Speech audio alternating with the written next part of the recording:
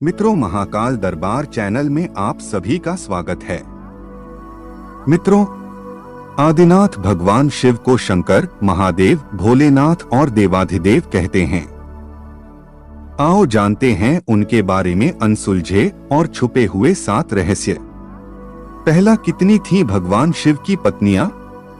मित्रों, यह रहस्य की बात है कि भगवान शंकर का विवाह सर्वप्रथम प्रजापति दक्ष की पुत्री सती से हुआ। फिर जब वे यज्ञकुंड में कूदकर भस्म हो गईं, तब उन्होंने दूसरा जन्म लिया और हिमवान की पुत्री पार्वती कहलाईं।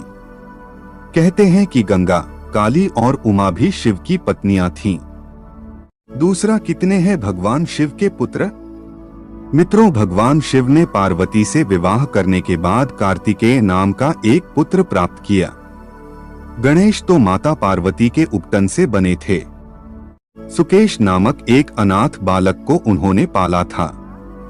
जलंधर शिव के तेज से उत्पन्न हुआ था। अयप्पा शिव और मोहिनी के संयोग से जन्मे थे। भूमा उनके ललाट के पसीने की बूंद से जन्मे थे। अंधक और खुजा नामक 2 पुत्र और थे, जिसके बारे में ज्यादा उल्लेख नहीं मिलता है। तीसरा, भगवान शिव के कितने शिष्य हैं? मित्रों, भगवान शिव के प्रमुख 7 शिष्य हैं, जिन्हें प्रारंभिक सप्तऋषि माना गया है। इन ऋषियों ने ही शिव के ज्ञान को संपूर्ण धरती पर प्रचारित किया, जिसके चलते भिन्न भिन्न धर्म और संस्कृतियों की उत्पत्ति हुई।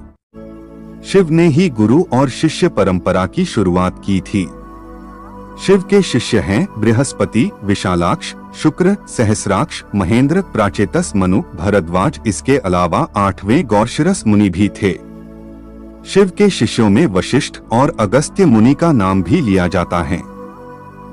चौथा, क्या भगवान शिव ही बुद्ध थे? मित्रों, बौद्ध साहित्य के मर्मज्ञ अंतर्राष्ट्रीय ख्याति प्राप्त विद्वान प्रोफेसर उपासक का मानना है कि शंकर ने ही बुद्ध के रूप में जन्म लिया था।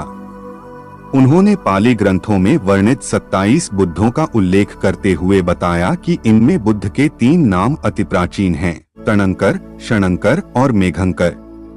5वां, क्या शिव और शंकर एक ही हैं?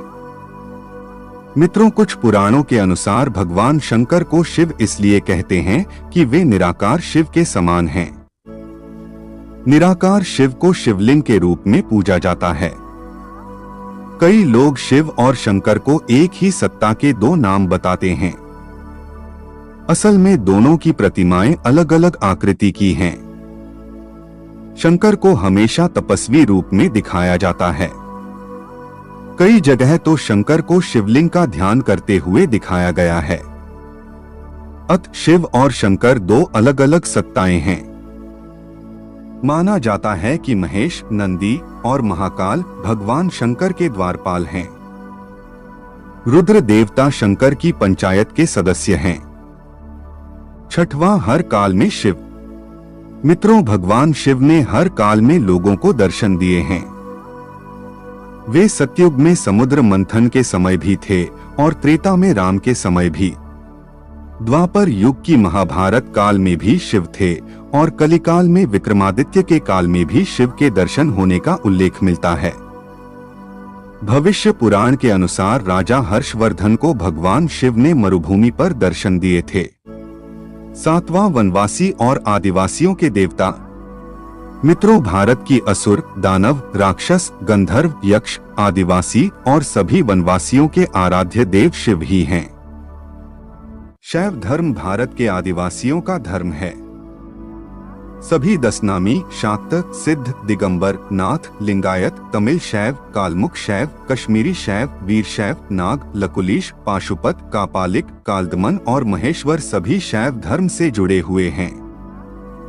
चंद्रवंशी, सूर्यवंशी, अग्निवंशी और नागवंशी भी शिव की ही परंपरा से ही माने जाते हैं।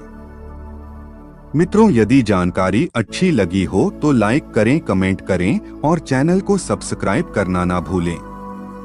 जय श्री राम। हर हर महादेव।